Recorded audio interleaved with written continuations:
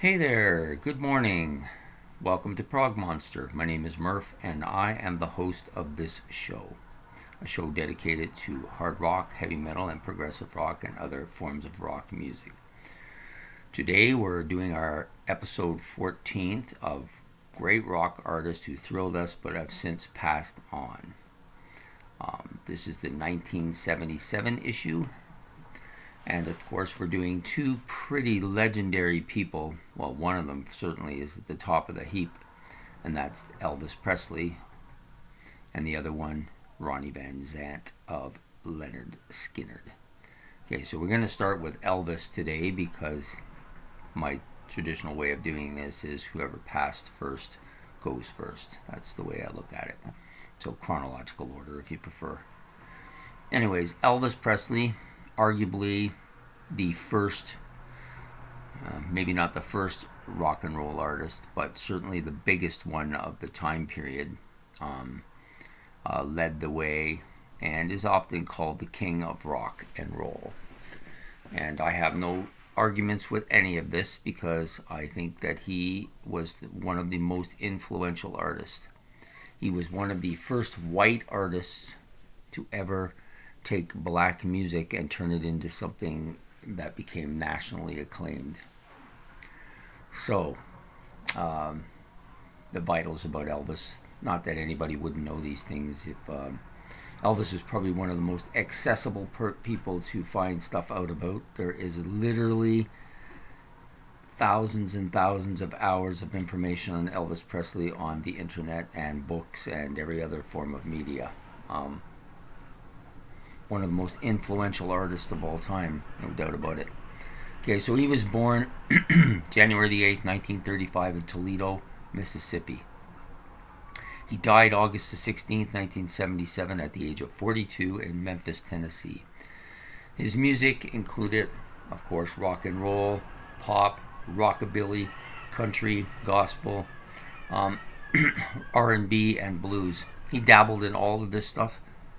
I actually consider him to be one of the more flexible type of musicians. He was one of the first guys who loved to play all kinds of different stuff. Instrumentally, he was a vocalist, of course. He did almost all the singing. He did play guitar, generally rhythm guitar, for most of the music that he performed, and piano, which I didn't know that he played piano, but apparently he did. I don't remember ever seeing anything with him playing piano. But I guess if I went on the internet and punched that in, I'd find something. Anyways, he was active from 1953 to 1977. Sorry, I was thinking I needed some water here, but I forgot it out in the kitchen. Anyways, that's it for Elvis's stats. I'm not going to overly go into stats here. I've discovered as I've been moving along in this series that it's good to give notice to things that happened and historical things, but this isn't really a history video, and nor is it a video on how people died. It's more of a video on their music. That's what we're here for. That's what this whole Prog Monster's about, is music. Now, how did Elvis? Okay, so basically, it started out with Elvis recruiting a couple guys, Scotty Moore and Bill Black, who played lead guitar and bass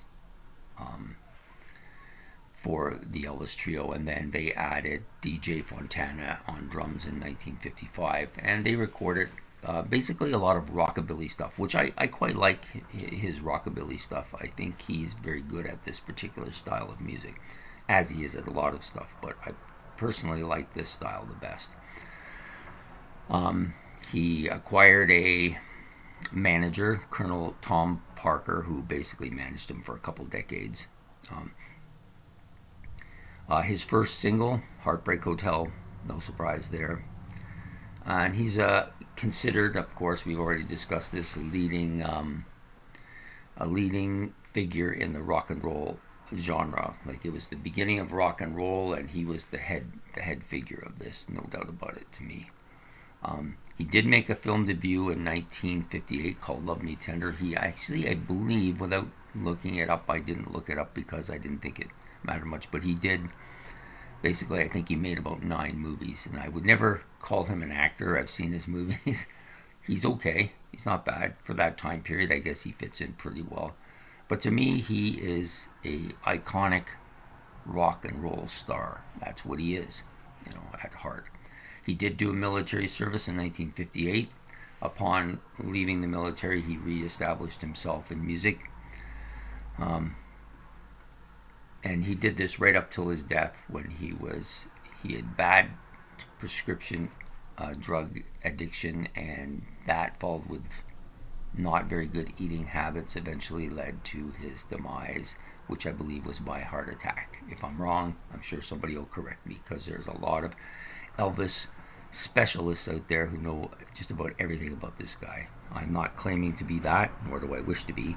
I'm just a guy relating some love for a musician who had a great impact on the music I love. He, of course, grew up in a poor neighborhood. When they moved to Memphis, they lived in public housing there.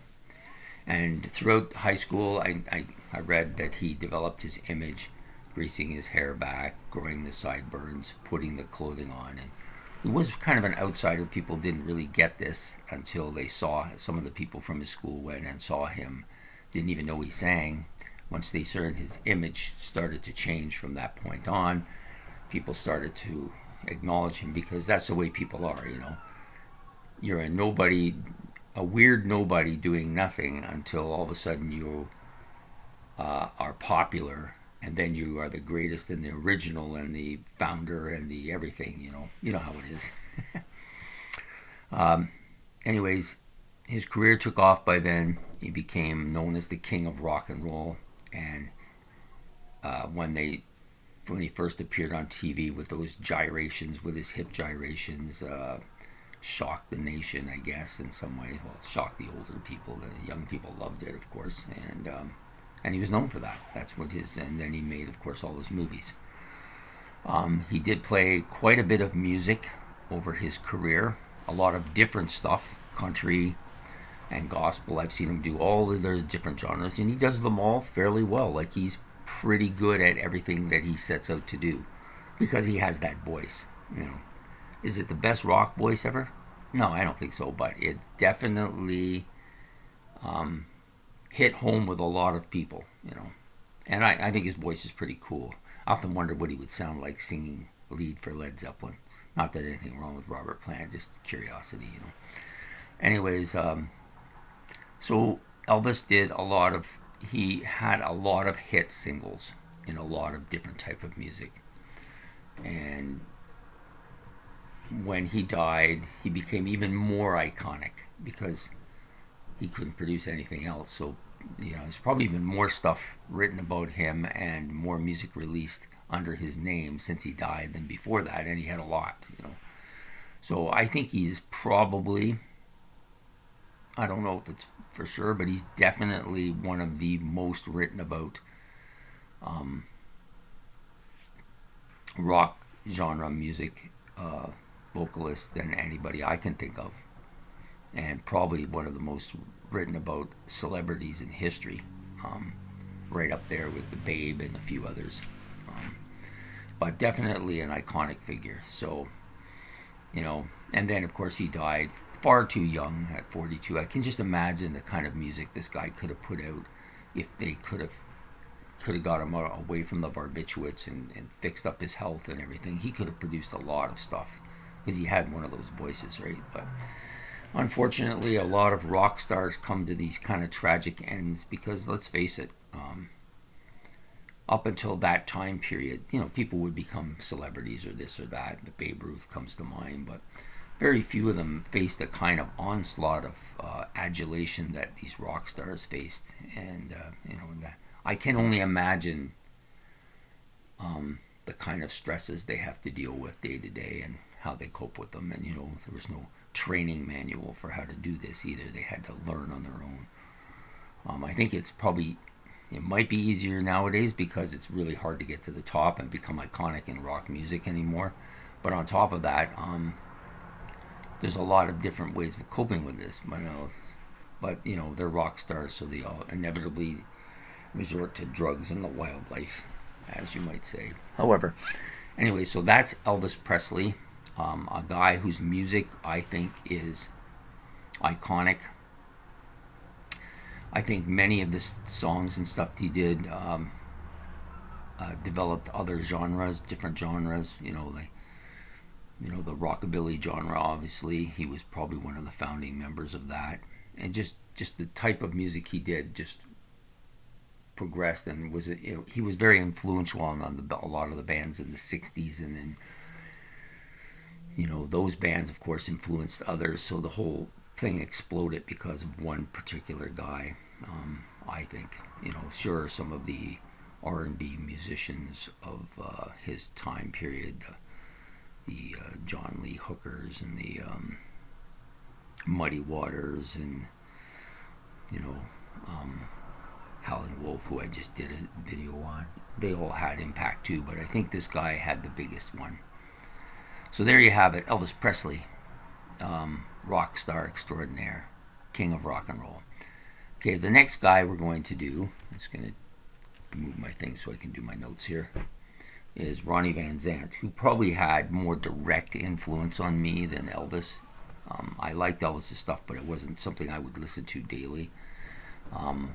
I did discover Leonard Skynyrd in the early 80s and was quite liked their music. I went through a period from about, when I moved out, from about 85 till about 88, 89, where I listened to a lot of rhythm and blues, rockabilly, and bluesy music. I'd kind of distanced myself from a bit of the rock because of the way in which rock had overnight, to me, seemed like all my favorite progressive rock bands and hard rock bands turned into pop bands, and this was a huge disappointment. So I moved into music that was a little bit more accessible and was readily the same from one genre to the next.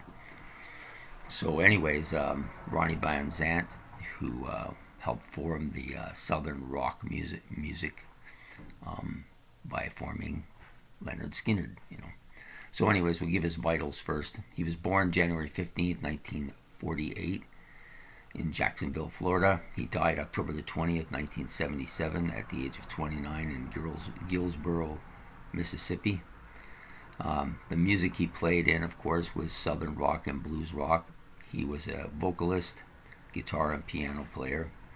He was active from 1964 to 1977. And he, of course, has several family members who are well known in this industry. His brother, Ronnie Vanzant, who replaced him and Leonard Skynyrd upon his death.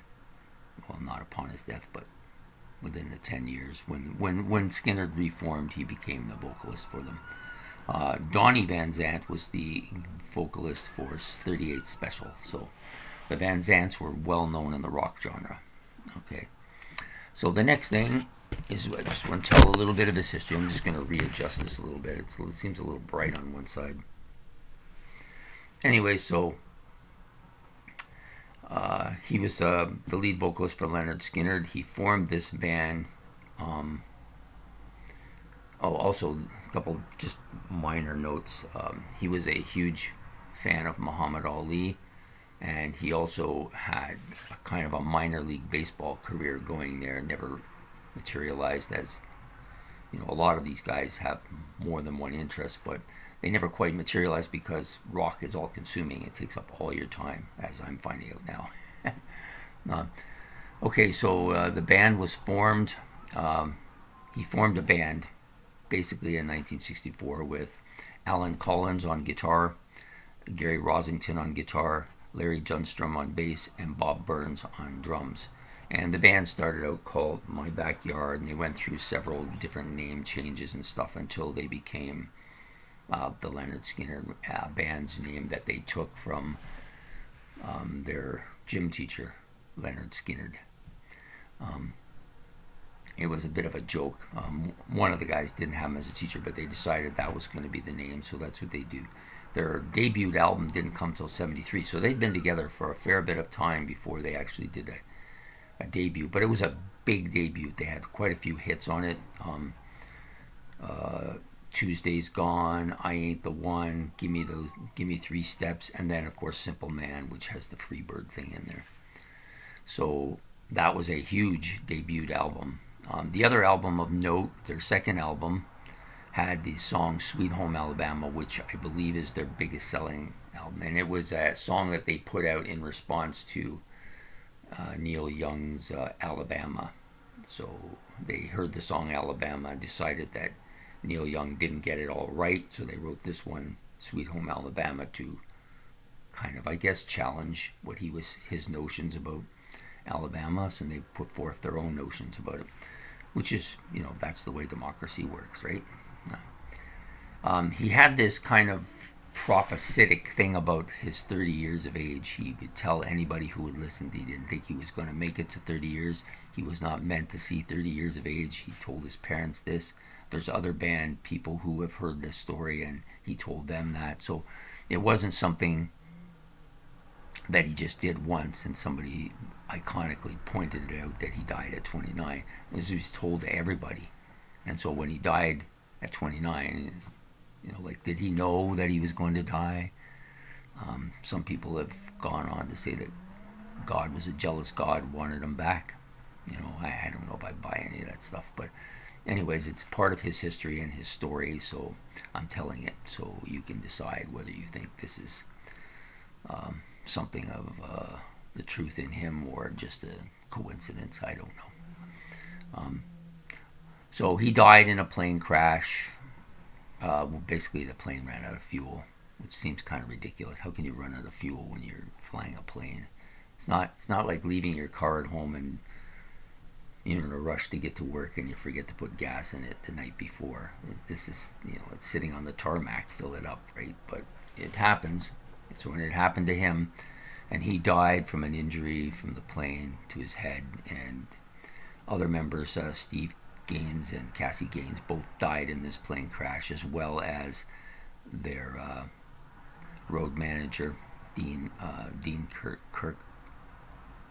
Boy, I always screw this up. Dean Kilpatrick. I'm trying to say that.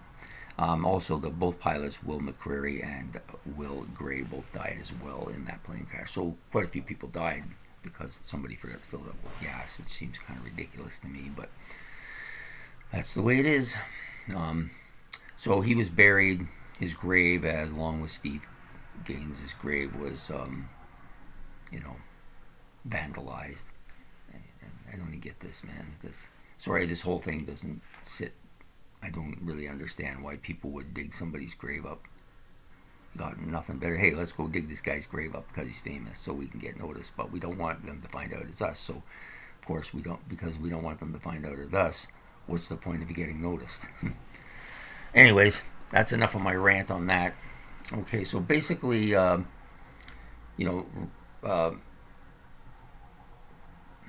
Vanzant was the vocalist up until he died in 1977.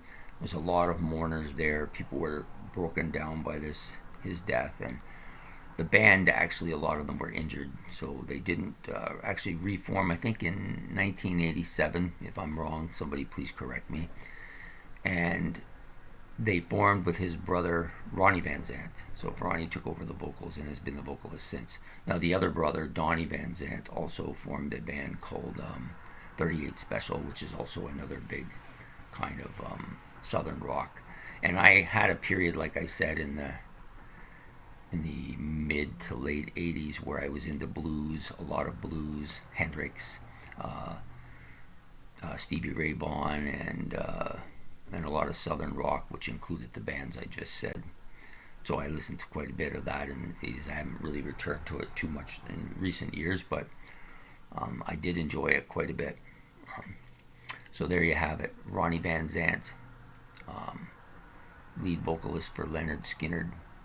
Great musician. They've got a lot of really, really good heavy songs and really represent that genre of music very well. So, there you have episode 14 of episode 14 of rock greats who thrilled us but have since passed on. So we'll be doing another one of these episodes for Monday morning. And I apologize now for the lateness of this video popping out. Friday nights is very involved for me and sometimes difficult to get to the video making machine. And so I did my research, but I couldn't present it till sometime today. So it's going to come out a little bit later than it normally would, but I think some of you have gotten used to that weekend kind of thing. It doesn't always pan out the way I planned it. But I hope you've enjoyed this video, and if you have, please like and subscribe. And I'll be doing episode 15 for Monday, and then it'll be again same as always every second day until this is done. And I've enjoyed this. I've learned a lot about a lot of musicians, and then more about stuff about people I didn't know at all, and even more about people I've listened to quite a bit but didn't know a lot about. So there you go. That's what it's all about, learning and experiencing these greats. Anyways, I hope you have a good day, and we will see you soon. So Prog Monster signing off. Have a good day.